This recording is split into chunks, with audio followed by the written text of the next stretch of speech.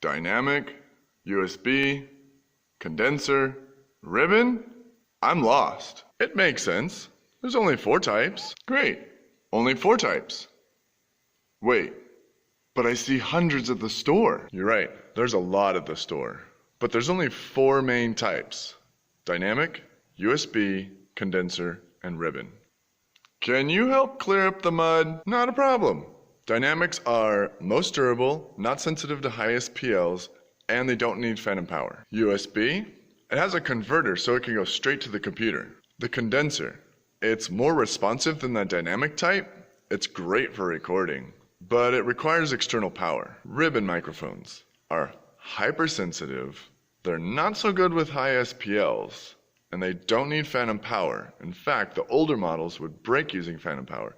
So I would start off not using phantom power or any external power to power these ribbon microphones.